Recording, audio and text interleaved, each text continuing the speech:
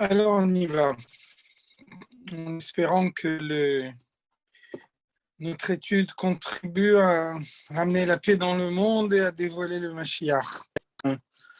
Un autre Mahamar de Purim, donc on va voir le Mahamar que le Rabbi a dit le jour de Purim, Tafshin Chafret, 5728, 1968.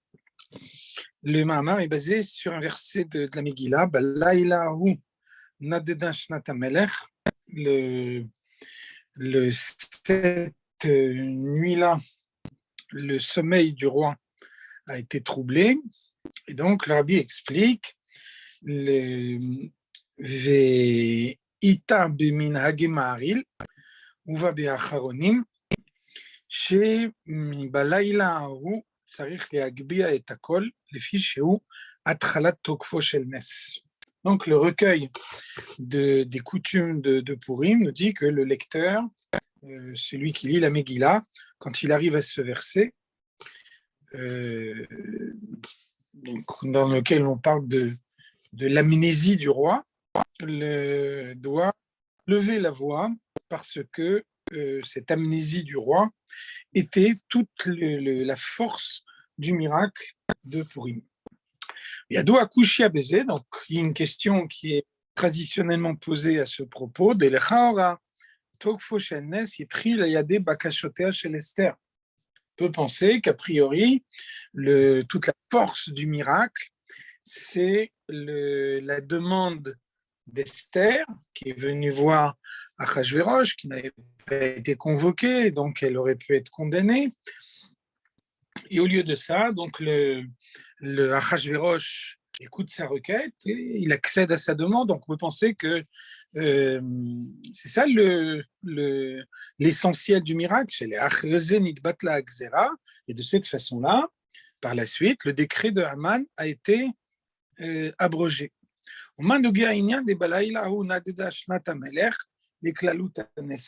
Donc, comment peut-on penser que l'amnésie du roi représente toute la force du miracle? Comment est-ce que on peut trouver une relation entre cette amnésie et le miracle? Une relation suffisamment importante pour qu'on puisse dire que cette amnésie est toute la force du miracle. Et donc, l'explication qui est donnée traditionnellement dans les Mahamarim de Purim à propos de cette question,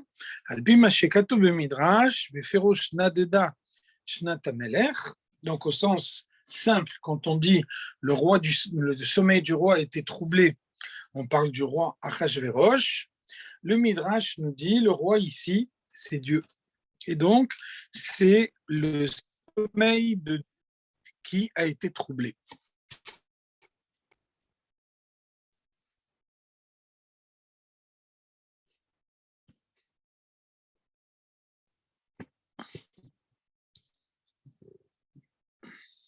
Le sommeil de Dieu a été troublé et donc c'est ce qui a été à l'origine de tout le miracle. On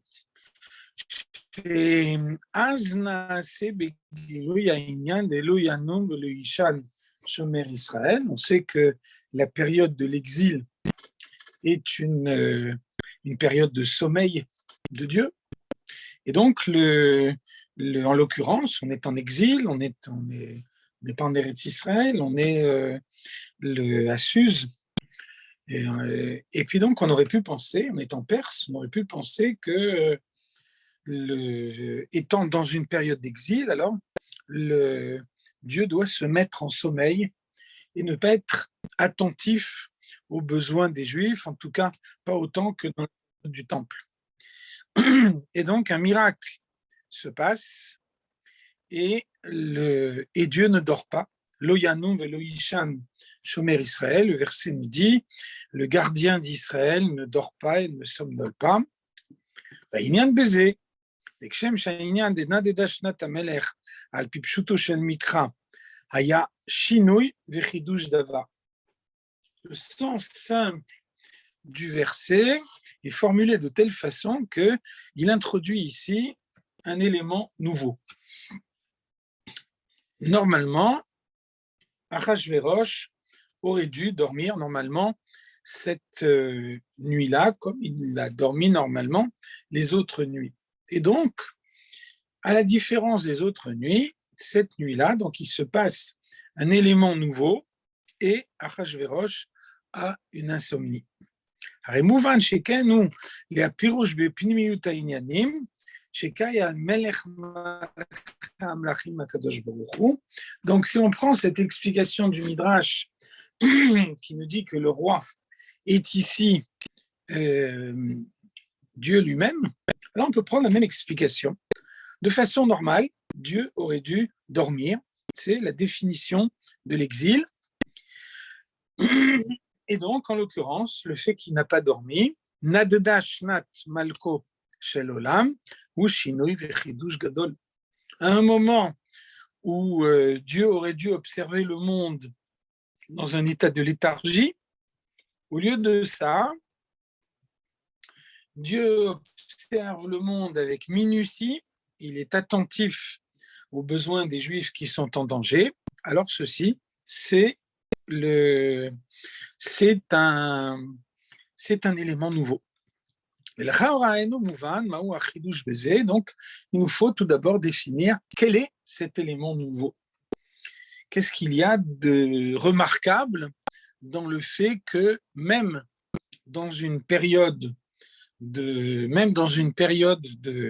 d'exil, Dieu est attentif aux besoins des Juifs. On a cité avant le verset qui nous dit Dieu ne dort pas, Dieu ne somnole pas. Le verset ne précise pas qu'il en est ainsi uniquement à l'époque du Temple. C'est valable a priori en permanence. Dieu protège les Juifs et quand ils ont un besoin, Dieu est là et le satisfait. Donc, quel est l'élément nouveau qui se passe ici, qui est un élément nouveau tellement important qu'on peut dire que toute la force du miracle s'exprime dans cette attention portée par Dieu aux Juifs, même pendant la période de l'exil.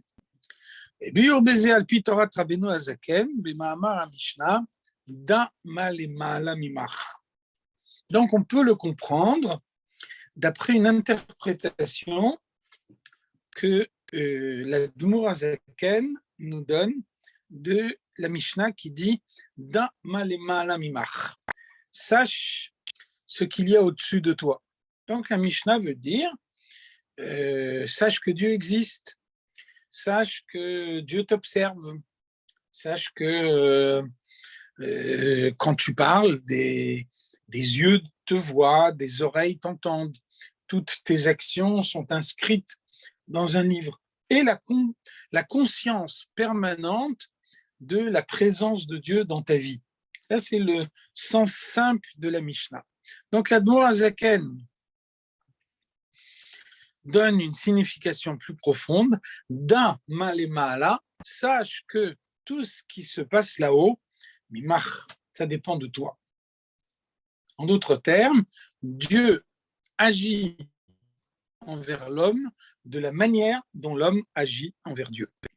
Chez Ish Israël tzarich lida, chez Kol inyanim shel ma'ala, hem mimcha. Donc un juif doit avoir conscience que tout ce qui se passe dans le monde est une conséquence, une répercussion de son propre comportement. Chez Tluim be'avodata adam emata, le monde est dirigé par Dieu de la manière dont l'homme se comporte en bas dans le monde. Il y a une relation de réciprocité entre le comportement de l'homme et l'attitude de Dieu envers le monde. ועד כדי כך שאפילו עניין שבא בטעותה דלעילה שאין טעותה דלתתה מגעת שם, הנה גם עניין זה לא שריה אלא באתר שלימות.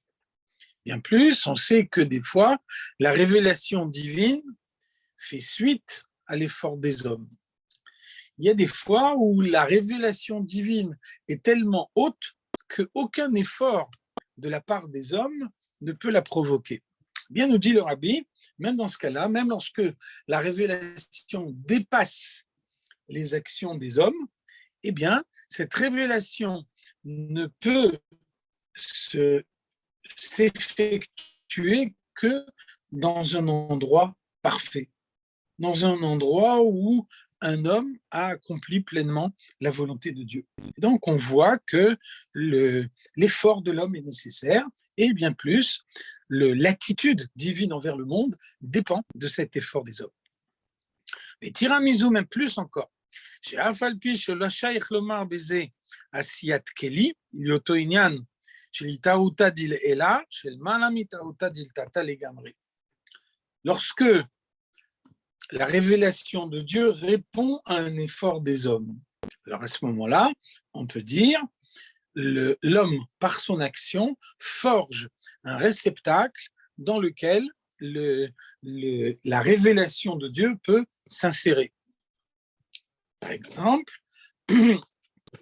un homme gagne sa vie, un homme assure sa parnassa, donc il doit avoir foi dans le fait que ce n'est pas le fruit de son travail qui lui permet de gagner sa vie.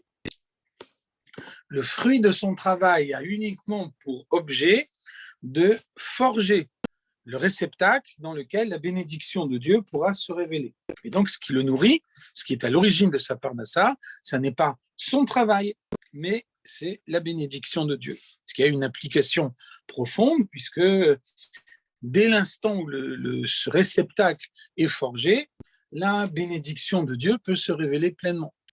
Ce qui veut dire qu'un homme ne gagnera pas nécessairement plus d'argent parce qu'il travaille plus longtemps. Le moyen de gagner plus d'argent, c'est de faire en sorte qu'il n'y ait pas d'obstacle à la révélation de Dieu en ce qui le concerne. Donc, lorsque la révélation de Dieu répond à l'effort de l'homme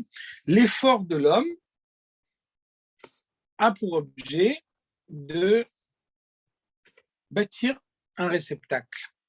Après, il peut y avoir une révélation de Dieu qui est tellement haute que l'homme ne peut pas construire un réceptacle. Il n'a pas les moyens de forger un réceptacle suffisamment grand, suffisamment important pour intégrer la bénédiction que Dieu veut lui donner. Et dans ce cas-là, ce réceptacle n'est pas nécessaire, c'est Dieu qui prend de lui-même l'initiative de lui accorder la bénédiction. Alors même dans ce cas, Mikol Makom Tsarich Liot Inyan Shel Achshara Ume'enze Lemata. Même lorsque tout vient de Dieu, alors malgré tout, l'homme doit se préparer à recevoir la bénédiction de Dieu. Il doit avoir une action ici-bas dans le monde qui est comparable à la bénédiction qu'il veut obtenir. בדרך המשכת בחינת מאוד של מעלה, כאשר עבודת האדם למטה היא באופן דבכל מאודיך. Le Rabbi nous cite un exemple, une application de ce principe. On nous dit qu'il faut servir Dieu bechol meodecha, au-delà de toutes les limites. Un homme n'a pas la possibilité d'échapper totalement aux limites. On vit dans un monde matériel et donc on ne pourra jamais, tant qu'on a une existence physique, échapper totalement aux limites. Malgré tout, pour un homme, échapper aux limites à son niveau personnel, ça veut dire dépasser sa propre personnalité, dépasser ses capacités, aller au-delà de ce qu'il a accompli jusqu'à maintenant. Alors on voit que lorsqu'un homme se dépasse, même si ce dépassement reste limité parce qu'on est dans un monde limité, le fait qu'il s'est dépassé lui-même fait que Dieu dépasse également toutes les limites pour lui accorder la bénédiction. En tout état de cause, qu'est-ce qu'on voit de tout ce qui vient d'être expliqué? Toutes les révélations divines dans le monde sont provoquées par l'action de l'homme. Et donc, la révélation de Dieu, la bénédiction que Dieu accorde au monde, est toujours un reflet, une conséquence directe de l'attitude que l'homme lui-même a adoptée envers Dieu. מזה מובן שכאשר צריכים לפעול העניין דלא ינום ולא יישן שומר ישראל, donc ça veut dire que un homme doit lui-même adopter un certain comportement pour pouvoir faire en sorte que Dieu adopte le même comportement envers lui.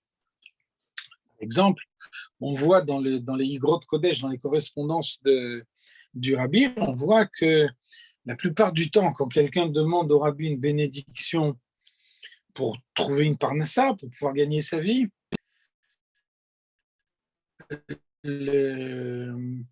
la réponse du Rabbi, presque systématiquement, c'est il faut donner plus de tzedaka.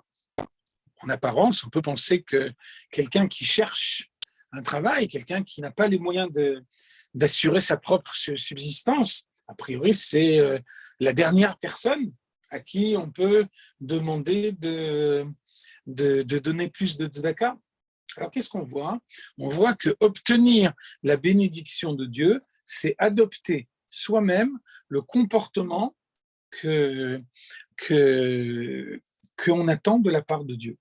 Et donc, même quand on a des moyens limités, on donne plus de tzedaka, c'est le moyen que Dieu accorde une bénédiction pour avoir une parnassa plus large. Alors, c'est le cas ici.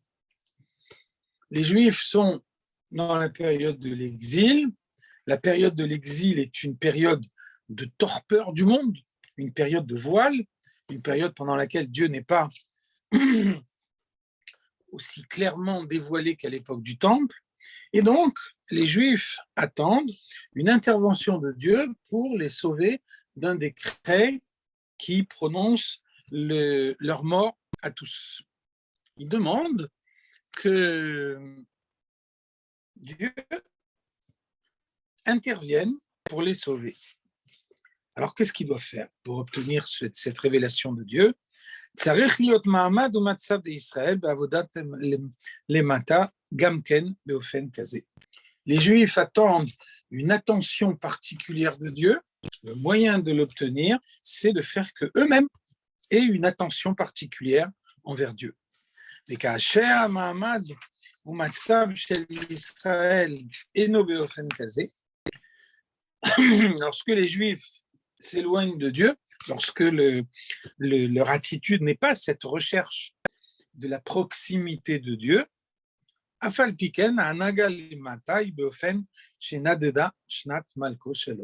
voit qu'à l'époque de Purim, les Juifs se sont éloignés de la volonté de Dieu, ils ont pris part au festin d'Achashverosh, où les aliments qui étaient servis n'étaient pas exactement ce qu'ils devaient manger, où le repas était servi dans la vaisselle du Beth Amikdash, et ils auraient dû ressentir la profanation du nom de Dieu qui était faite de cette façon.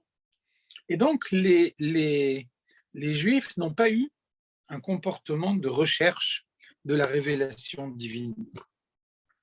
En conséquence, on aurait pu imaginer bien que Dieu adopte la même attitude et ne se révèle pas à eux en les laissant à leur sort. Alors, c'est ça le miracle qui s'est passé. C'est que Dieu n'a pas appliqué cette règle qu'il a instaurée lui-même, et donc Dieu s'est révélé pour les sauver à un moment où, logiquement, rien ne justifiait sa révélation dans le monde. C'est la raison pour laquelle, comme on l'a dit au préalable, on peut effectivement parler ici d'un fait nouveau. Pour pouvoir sauver les Juifs à l'époque de Purim, Dieu a mis entre parenthèses ce principe de réciprocité qu'il avait lui-même instauré. Et tiramisu, שאפילו כאשר יש אצל ישראל איזו התעוררות לזה, אלא שהתעוררות היא שלא בערך, on peut même imaginer que les Juifs fassent un pas vers Dieu, mais que ce pas soit sans aucune commune mesure avec ce qu'on attend d'eux,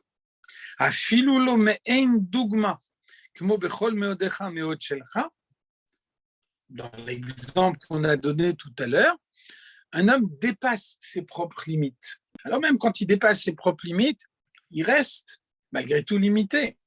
Il n'empêche que pour lui, à titre personnel, compte tenu de ses capacités à lui, alors il s'est effectivement dépassé dans son service de Dieu. Donc on peut imaginer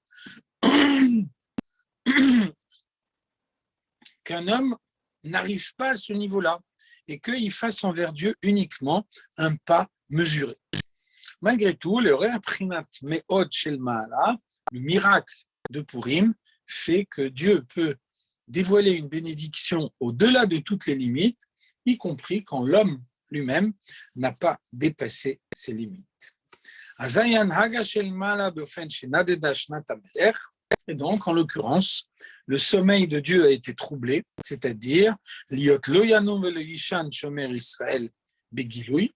Il est apparu dans le monde d'une manière évidente que le protecteur d'Israël ne dort pas, et donc de cette façon-là s'est produit le miracle de Purim.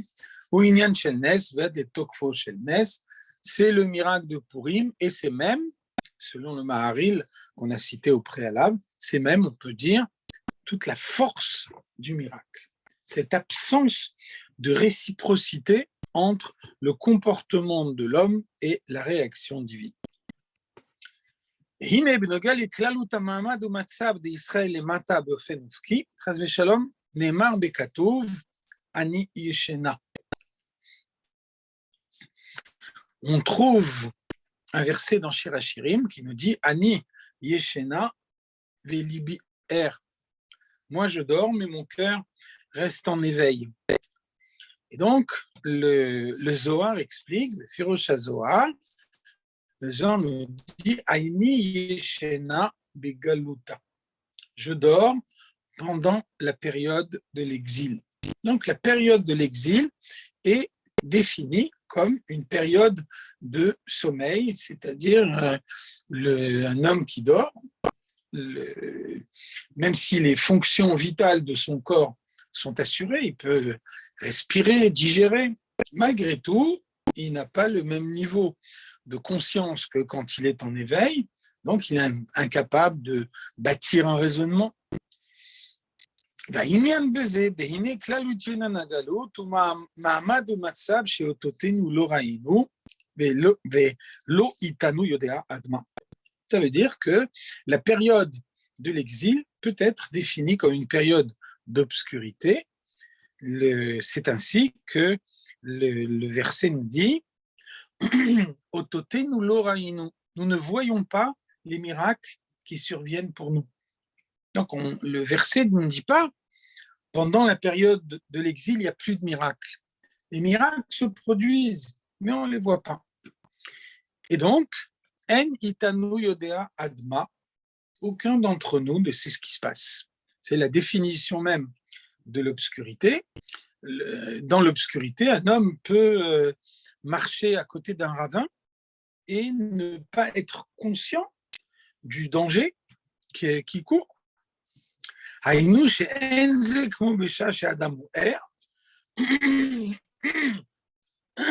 Donc c'est une situation profondément différente de celle de l'homme qui est en éveil. Chez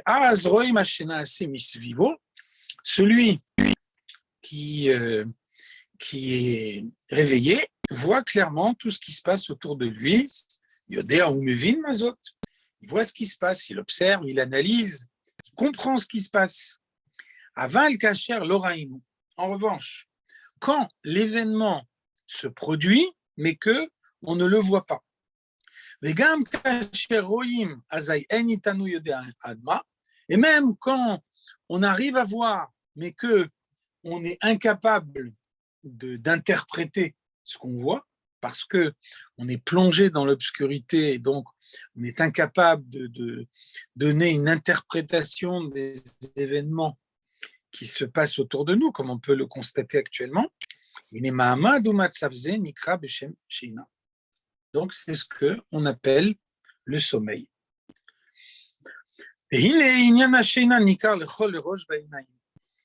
La première marque physique du sommeil sur le corps, c'est dans les yeux. L'homme qui est réveillé a les yeux ouverts, l'homme qui dort a les yeux fermés. C'est la définition même du sommeil. Celui qui dort commence par fermer les yeux.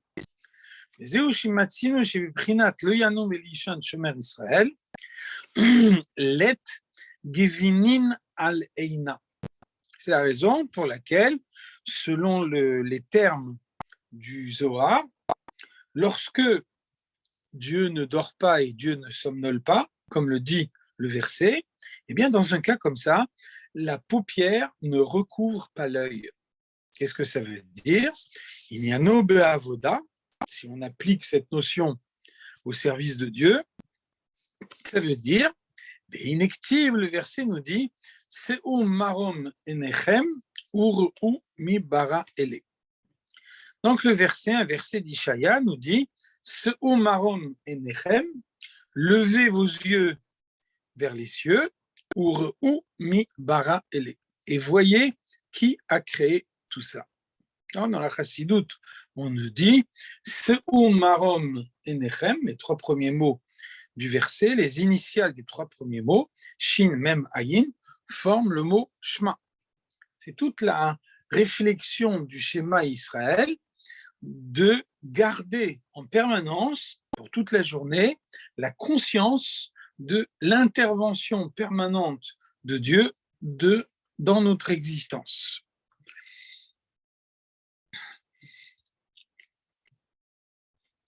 Ki ere'eshamecha ma'ase etzbeotecha. Donc ensuite, le verset continue, toujours ce verset de Teilim qu'on a vu avant, le verset continue en précisant ce qu'est ce thème de réflexion. Ki ere'eshamecha, lorsque je vois tes cieux, ma'ase etzbeotecha, que tu as créé de tes propres doigts, yareach ve'kochavim, lorsque je vois la lune et les étoiles que tu as façonnées, donc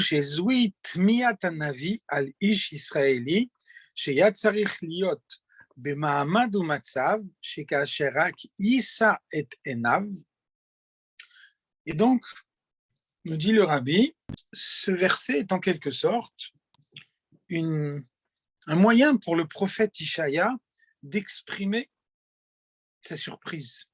Comment est-il concevable qu'un homme puisse oublier la présence de Dieu dans sa vie, alors qu'il suffit de lever les yeux vers le ciel et d'observer la création et de voir de cette façon-là comment Dieu intervient en permanence dans le monde qu'il a créé. Vinor ervet akukton. Donc, il suffit de regarder, il suffit d'observer le monde autour de soi. Aussitôt, quand un homme regarde le monde qui l'entoure, alors il en arrive à dire Shema Israël, Hashem Elokeinu, Hashem Echad. Il voit clairement l'unité de Dieu qui s'exprime à travers la diversité du monde. Kedeita Besfarim. C'est la raison pour laquelle, comme on l'a dit au préalable, Shema Rashi Tevot, Seu Marom Enechem. Shema Israël, Shema, est constitué des initiales des trois mots Seu Marom Enechem, lever les yeux vers le ciel. Donc la réflexion qui conduit l'homme à la prise de conscience n'est pas une réflexion difficile qui est réservée à une élite, c'est une réflexion qui est à la portée de tout le monde, puisque elle est basée sur l'observation de l'entourage immédiat.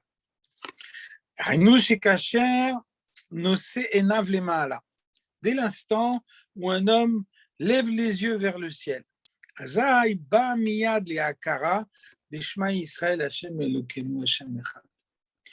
l'observation des cieux, l'observation de la terre, l'observation de tout ce qui se passe dans le monde. Tout ceci conduit l'homme à mettre en évidence l'unité de Dieu dans le monde.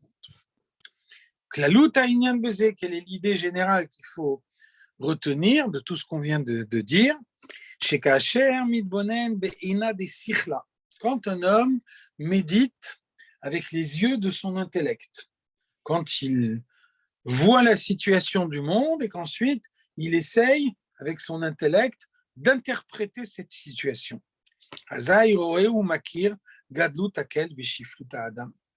Donc l'observation immédiate du monde suffit pour inspirer à l'homme l'idée de la grandeur de Dieu et de l'humilité de la créature. Il y a des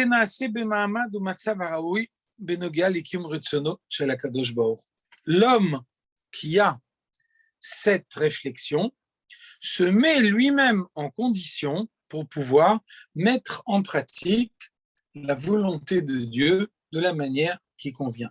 C'est la raison pour laquelle, on a dit tout à l'heure, c'est la réflexion du Shema Israël, celle de la prière du matin, celle qui commence la journée.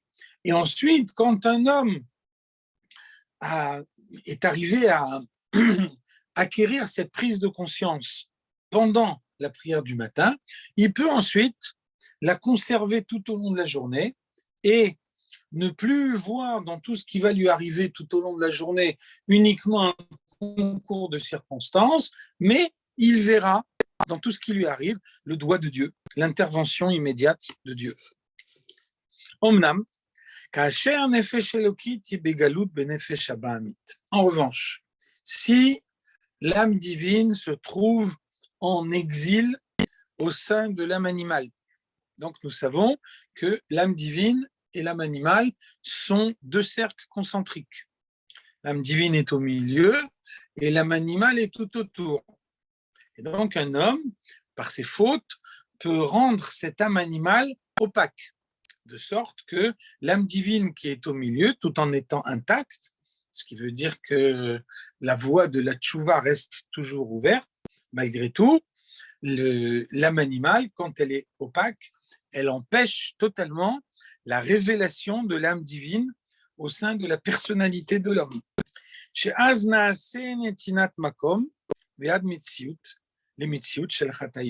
Lorsque l'âme divine est totalement occultée par l'âme animale, alors l'éventualité de la faute n'est plus totalement exclue et bien plus, il est possible de la commettre effectivement. L'homme qui se trouve dans cette situation est en exil au sein de son propre corps, parce que il possède une âme divine. Cette âme divine est intacte. Et néanmoins, cette âme divine n'a aucun impact sur sa personnalité. Et donc, son comportement est basé uniquement sur son âme animale, et donc il s'éloigne de la volonté de Dieu. Et c'est la raison pour laquelle nous disons dans la prière, c'est à cause de nos fautes que nous avons été exilés de notre terre. Nos fautes qui ont fait que l'âme animale dirige la personnalité, et à ce moment-là, il devient possible de s'écarter de la volonté de Dieu. Donc, ce qu'on vient de décrire, cette situation de l'exil de la personnalité, eh bien, c'est une situation en laquelle on a les yeux fermés spirituellement, ce qui veut dire qu'on ne voit pas. Et donc, on va voir uniquement des concours de circonstances, là où on devrait, en réalité, observer le doigt de Dieu. Et donc, c'est pour ça que le verset d'Ishaïa nous dit « Ve'enav asha » sauve ses yeux, sauve la vision, fait que l'homme voit ce qu'il doit voir réellement de façon à parvenir à la prise de conscience. On a pris l'exemple des yeux, le prophète a pris l'exemple des yeux, mais on peut dire la même chose pour tous les autres membres du corps, et c'est la raison pour laquelle la suite du verset dans Ishaïa, c'est Hashamen leva amazé, veoznav akaved, comme ce peuple a le cœur grossier, comme ce peuple a les oreilles sourdes, et donc on ne ressent pas, on n'entend pas. Hine, kala she'ene ayafot, en kol gufa tzarich bdika.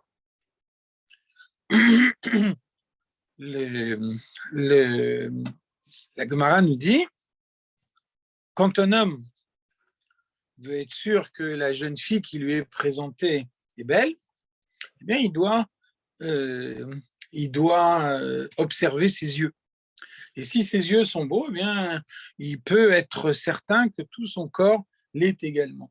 Donc, on voit que la Gemara nous présente ici les yeux comme étant génériques, le représentatif de tout ce qui est le corps. Et donc, c'est la même chose ici pour ce qui nous concerne. Lorsque les yeux voient ce qu'ils doivent voir, lorsque les yeux contribuent à la prise de conscience, eh bien, à ce moment-là, le corps fonctionne normalement. En revanche, lorsque les yeux ne font pas leur travail, lorsque on ne voit pas ce qu'on devrait voir, lorsqu'on n'observe pas le monde avec les yeux de la Torah, lorsqu'on se trouve dans une situation comparable au sommeil pendant lequel les yeux sont fermés,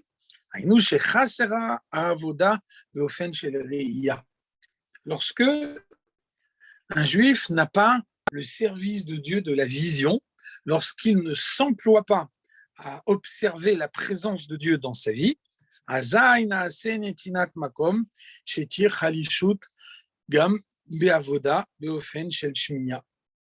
à ce moment-là, l'affaiblissement des yeux peut également affaiblir les autres sens. Et celui qui ne sait pas voir ne saura pas entendre. C'est pour ça que le verset nous dit, et maintenant Israël écoute, fais en sorte que tu captes le message de façon à parvenir effectivement à la prise de conscience. Lorsque quelqu'un ne voit pas, il n'entend pas, lorsqu'il ne voit pas et n'entend pas, alors il perd lui-même les moyens de cette prise de conscience. ועד שבעת השינה יכול להיות מעמד ומצב של דמיונות, עד שיכול לחבר שני אופקים. C'est la raison pour laquelle celui qui dort peut avoir une idée absurde pendant son rêve et conserver cette idée dans l'esprit. Un homme réveillé, quand lui vient une idée absurde à l'esprit, eh bien, il la chasse immédiatement de son esprit. Celui qui dort peut avoir une idée absurde et il ne va pas la chasser. Et donc, tout son rêve sera bâti sur cette idée absurde. Bien plus, on peut avoir deux éléments contradictoires et donc celui qui est réveillé comprend parfaitement que les deux éléments sont contradictoires et qu'on peut que en conserver un et qu'il faut nécessairement rejeter l'autre, alors que dans le rêve, cette idée n'est plus évidente. Et donc, on peut conserver deux éléments contradictoires, l'un et l'autre, à l'intérieur d'un même rêve.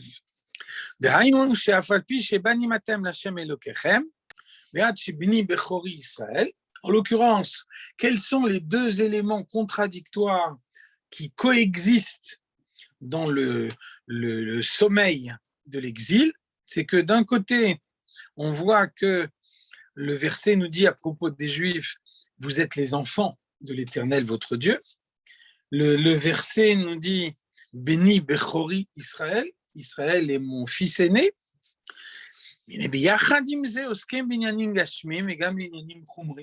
donc un Juif a parfaitement conscience d'être le fils de Dieu, donc celui qui devrait s'employer à le servir en permanence, et au lieu de ça, ces préoccupations sont des préoccupations matérielles et parfois même des préoccupations grossières. Non pas que on adopte les comportements du monde, les activités matérielles, parce qu'on doit le faire, parce qu'on ne peut pas faire autrement que manger et boire, etc. Donc on le fait juste pour s'acquitter de son obligation. Alors on voit bien que dans la pratique, ça ne se passe pas comme ça, on s'investit pleinement dans ce qu'on fait. Donc c'est ce qu'on peut appeler le sommeil de l'exil. Des cas, il y a la galout chez Nefesh Elokit Be'agouf Nefesh Abahamit, c'est la situation du service de Dieu dans laquelle l'âme divine est totalement emprisonnée dans le carcan du corps et de l'âme animale. Ve'ad le galout kipshuto. Et ceci aboutit dans le monde à l'exil au sens littéral, c'est-à-dire une période d'obscurité en laquelle les évidences les plus élémentaires sont également remises en cause. Et donc maintenant, nous comprenons la suite du verset. Ani yeshena, moi je dors, mais velibier, même au moment où je dors, même quand je suis dans l'état léthargique qui vient d'être décrit, malgré tout, mon cœur est en éveil. Qu'est-ce que ça veut dire? Nous avons vu au préalable que tout ce qui se passe là-haut, dans les mondes supérieurs, dépend du comportement que l'homme adopte ici-bas dans le monde.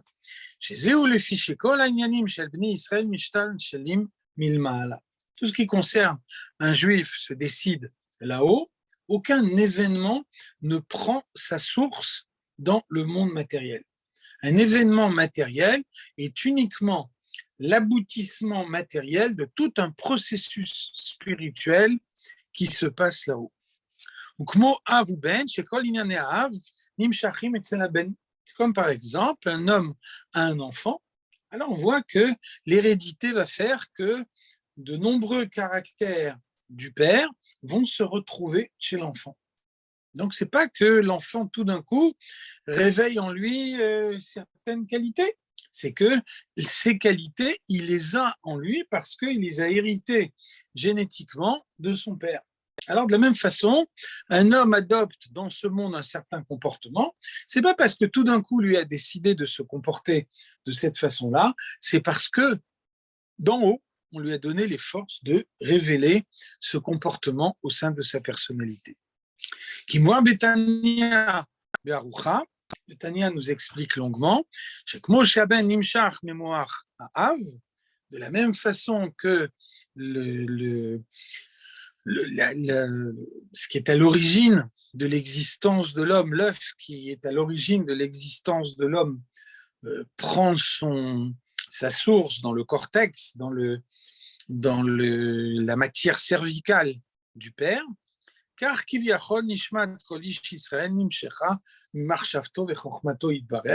la même façon, l'âme de chaque juif est en quelque sorte la révélation de ce que Dieu lui a donné.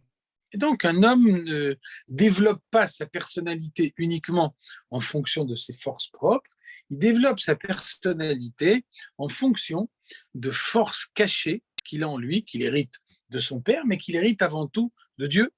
Et c'est en mettant en évidence quelque chose qui porte en lui à l'état latent qu'il arrive à construire sa personnalité.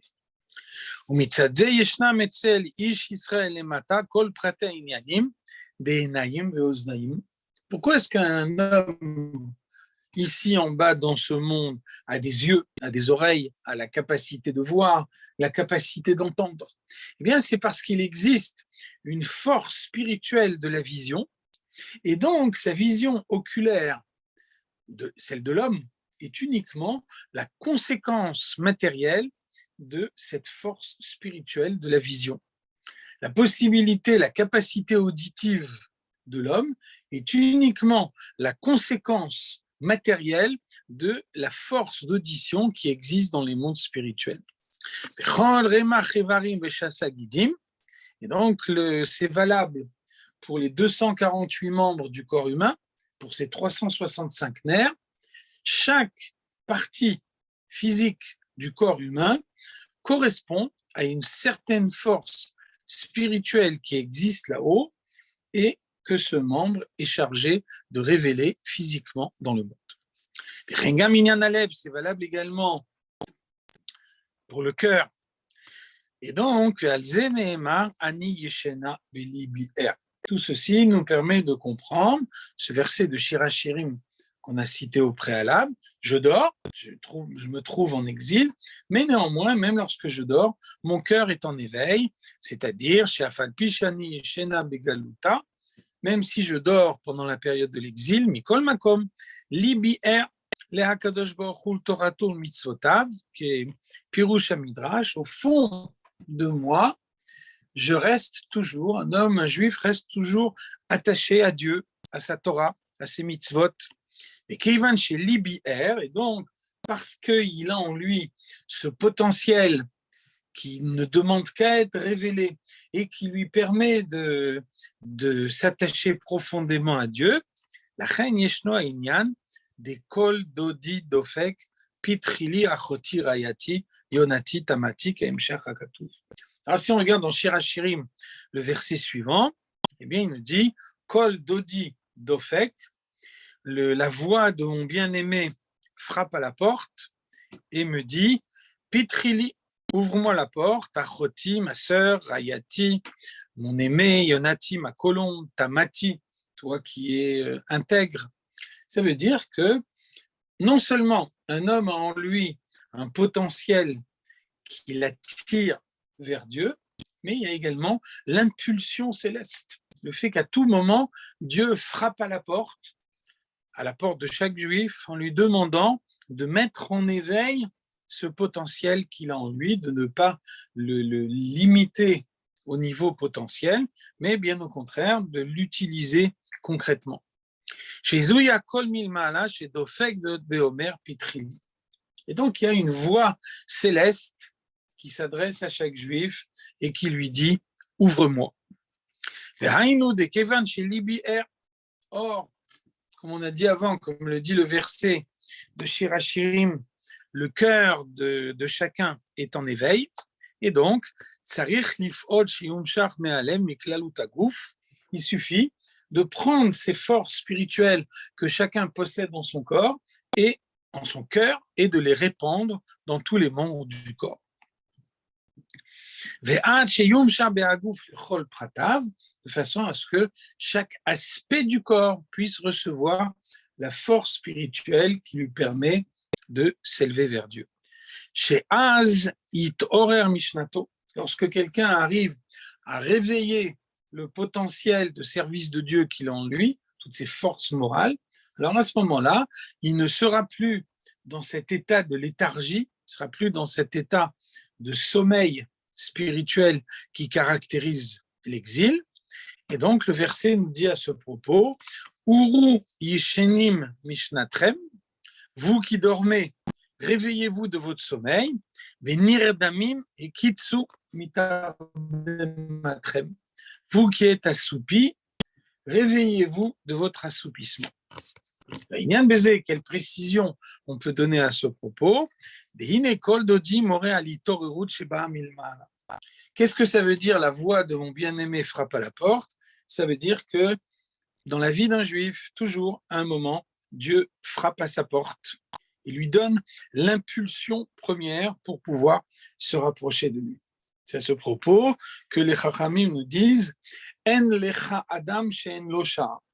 Personne ne peut dire je n'ai pas eu ce déclic. Nécessairement, à un moment de sa vie, chacun aura ce déclic. Et donc,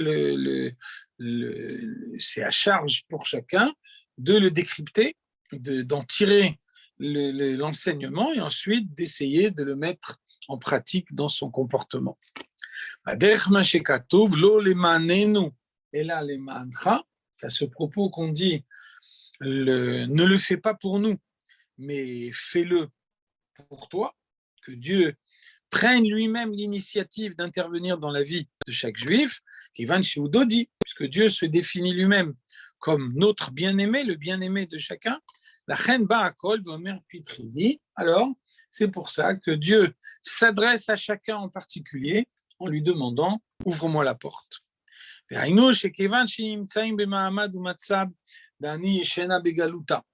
veut dire que nous sommes en exil et que la période de l'exil est définie comme un sommeil, comme on l'a dit avant. Ça veut dire que Dieu ne peut pas attendre de nous, pendant la période de l'exil, un effort aussi intense que celui qu'il a demandé dans la période du Beth Amikdash, dans la période du Temple, quand les hommes avaient des forces spirituelles très grandes. Dieu est conscient de nos moyens limités et donc il n'attend de nous qu'un effort limité à la mesure de ce que nous sommes capables de faire.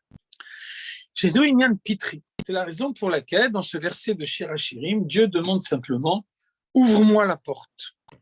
Kedeita de Midrash, le Midrash nous dit à ce propos « Pitrouli kechudo shel machat » ouvrez-moi le chat d'une aiguille, ce qui a la taille du chat d'une aiguille, pas plus. Réveillez le point de Misirut Nefesh, le point d'abnégation que vous avez en vous, cette pointe de judaïsme que chacun porte en lui, qui fait que la situation dans laquelle on se sépare de Dieu est une situation intolérable, chez Enlat Fisat Makom, qui imbeofen shel bitul gamor, kemo lekuda. On part à un point, parce que le point n'a pas de dimension, parce que le point est très petit, et donc de la même façon, la profondeur de chacun, c'est cette possibilité de s'approcher du judaïsme. Il y a des énaaseli, et donc grâce à cette mise en éveil, eh bien, un juif peut s'attacher à Dieu, être proche de Dieu, de la Torah, Midrash, comme le Midrash nous dit, Kol makom shenemar li enozaz leolam. Chaque fois que le verset emploie le mot li pour moi, alors il fait allusion à une situation définitive. Fermez les micros,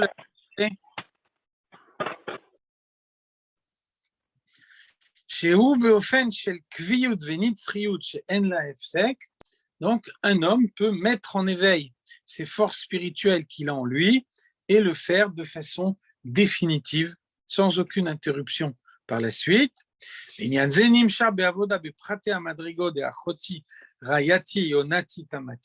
Ensuite, le verset définit 4 étapes du service de Dieu. Mon aimé, ma sœur, mon aimé, ma colombe, celle qui est intègre. On va voir par la suite, la semaine prochaine, si Dieu veut, qu'il s'agit de 4 étapes successives du service de Dieu. Un juif qui commence à s'approcher de Dieu est d'abord Achoti, ma sœur, la sœur de Dieu. Rayati, il s'élève ensuite vers un niveau plus haut et il devient un Rayati, mon aimé. Yonati s'élève ensuite vers ma colombe, vers Tamati, et ensuite arrive le niveau le plus haut, celle qui est intègre. Qui est d'état Besfarim, et donc on voit que ces 4 mots, le Achoti, Rayati, le Yonati, Tamati, eh bien les 4 mots, les 4 lettres qui sont les 4 initiales de ces mots forment le mot Irat, elle craint, la crainte de Dieu. De cette façon-là, qu'on peut dire qu'on craint Dieu véritablement. Et donc le verset nous dit, une femme qui craint Dieu est digne d'éloge. Un juif qui s'attache à Dieu et qui révèle cet amour de Dieu qu'il a à l'état latent en lui, qui le révèle de façon à ce qu'il intervienne dans sa personnalité, eh bien, lui est digne d'éloge, des Isha, Kaila Knesset Israël, Shekmo Isha, les Ish, Zéa Kadosh Baruch Hu. Le verset dit Isha, une femme, parce qu'il y a cette relation entre Dieu et l'homme qui fait que Dieu est comme le mari et le peuple juif est comme la femme. Et donc, quand est-ce que cette femme est digne d'éloge? Milachon Behalo Nero. Donc, Hallel, ça veut dire aussi brillant. Hallel, c'est une louange, mais aussi Behilo Nero, sa lumière est brillante. Comment est-ce qu'un juif se rend brillant devant Dieu? Comment est-ce qu'il arrive à mettre en évidence la présence de Dieu dans sa vie? Eh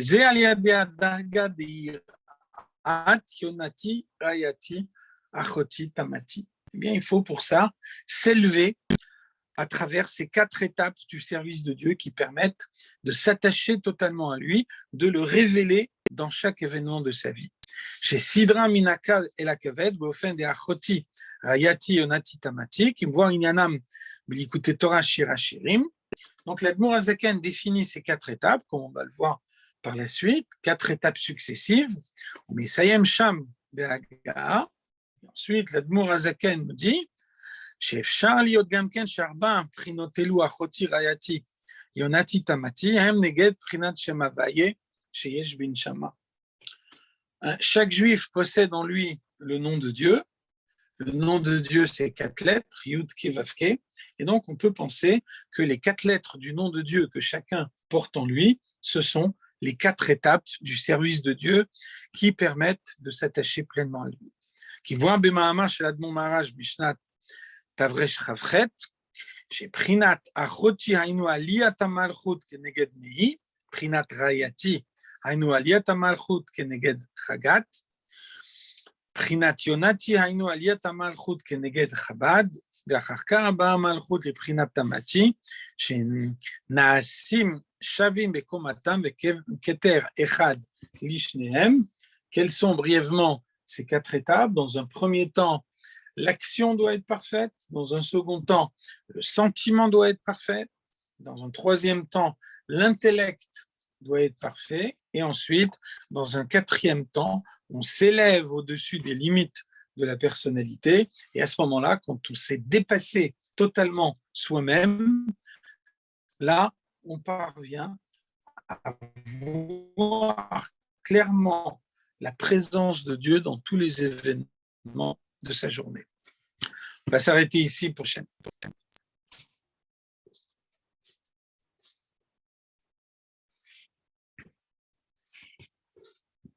Ok, merci beaucoup. Merci. Bonsoir.